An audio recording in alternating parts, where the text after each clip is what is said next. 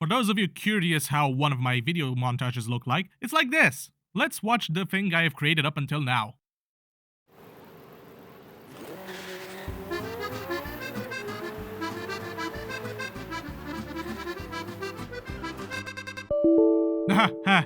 Yeah, that's not supposed to have happened. Anyway, I'm just going to restart the PC now and...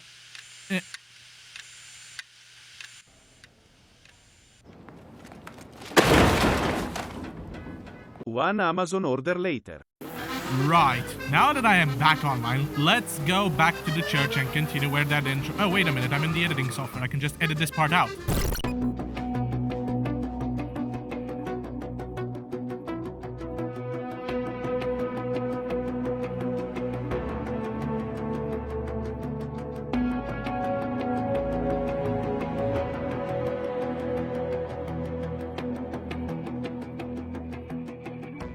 Unfortunately, due to having to reinstall, well, everything, my voice might sound a bit different for the next couple of videos until I get all the settings sorted out. Now, this will go on record. I am not exactly a religious person, unless it comes to the Holy Trinity of hypercars, born between 2013 and 2014, courtesy of Ferrari, Porsche, and Mclaren. A full New Testament on how fast hypercars can go. We will talk first about arguably one of the most beautiful cars, the Ferrari LaFerrari. I am unsure about the name though. Why name it the Ferrari in Italian and call it the definitive Ferrari? Ferrari will still exist as a company in the future, so calling it that just doesn't work that well. They should have stuck with the F-150 project name. Oh yeah, I forgot Ford does something similar about that one. Anyway, what I can say is that the LF, yes, that is how I will call it, is their first full hybrid, made as a successor to the Ferrari Enzo, as in the car, not the person, while also boasting the highest power output of any Ferrari road car at the time of the launch. It's powered by a 6.3-liter V12 producing 789 horsepower, supplemented by a Formula 1 style KERS unit, you know, that kinetic energy recovery system. Google it, it's very technical but very cool, which provided an extra burst of 161 horsepower, for a total of 950. More Formula 1 influences can be seen in the carbon fiber monocoque structure designed by Rory Byrne, Ferrari's F1 technical director. As for its performances, it is Italian in its claims. They say the car tops out at 352 kilometers an hour and can do 0 to 300 in 15 seconds. Reality has other ideas, and so does the game. But before we show how it's performing on the track, we will go through the other two cars as well. Jumping from Maranello, Italy to Stuttgart, Germany, and to the Porsche 918 Hybrid. Some say that Porsche got wind of what other hypercar manufacturers were planning, therefore it started investing heavily in the hybrid and electric department. And to be fair, Ferdinand Porsche, the founder, dabbled quite a bit with electric motors for not so automotive uses. Anyway, the result was this one, the successor to the Carrera GT, similar in shape but completely different internally.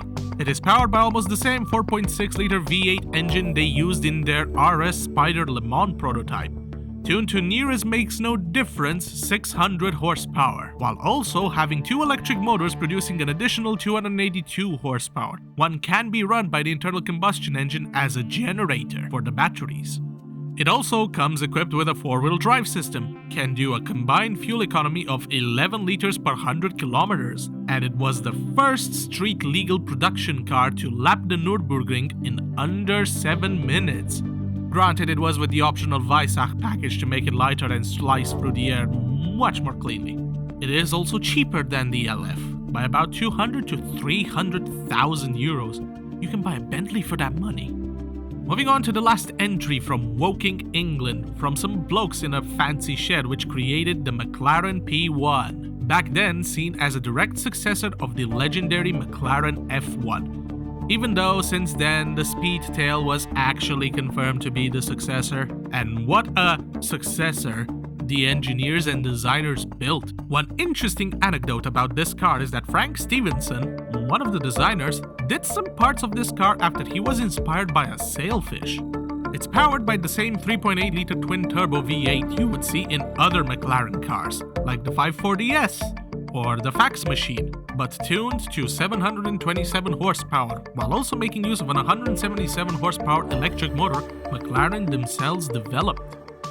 It also comes equipped with more Formula 1 wizardry like instant power assist system, which boosts the speed of the car, or a drag reduction system which operates the rear wing for better aerodynamics.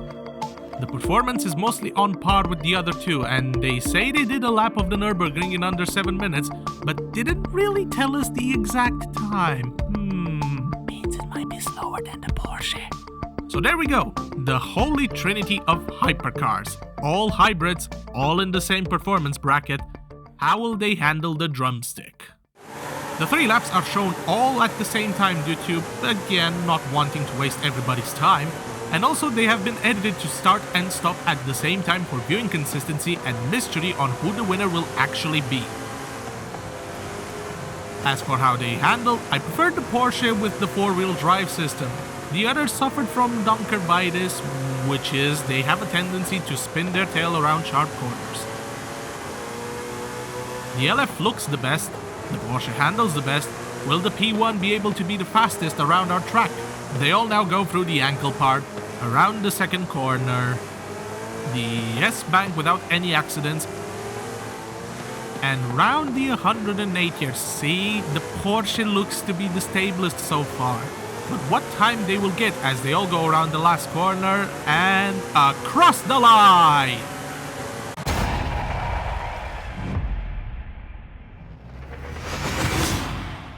The LF did the lap in 52 seconds 4:19, which is just a hair over the 918's time. It did the lap in 52 4:86. As for the P1, well, it might have been the fastest car on Silverstone, but here it is the last, managing only 53 seconds 020. Still, all are close to half a second within each other. How will they do on the HST? First up is the LF with a top speed of 412 kilometers per hour. Oh, mamma mia! Next is the Porsche and only 387 kilometers per hour, with or without the roof. And yes, you can take the roof off this car. This is a chance for the P1 to make up some lost ground, and it does, topping up at 407 kilometers per hour. How will they all compare in the Yeet test? Again, we are putting them all at the same time to not bore you, but unedited. As we see the LF going past the speed camera at 225.27, the 918 at 221.85, and the P1 at 224.27. Can Ferrari keep the speed up for the distance test?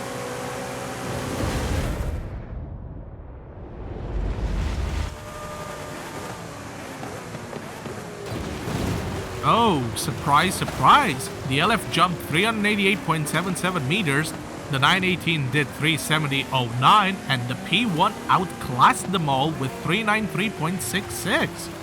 To put that into perspective, they all jumped significantly farther than the height of the Eiffel Tower. Now let's check them all on the leaderboards. By all accounts, the best of the Holy Trinity of hypercars is the LaFerrari, being even faster than a Yesco around our track and dominating the HST and Yeet speed departments. The P1 comes second, even though its lap time was the worst, while the 918 gets the distinction of being in the participation award category, I guess? Thank you for watching. Next time I'm going to take you with some dodgy camera work to a classic car show.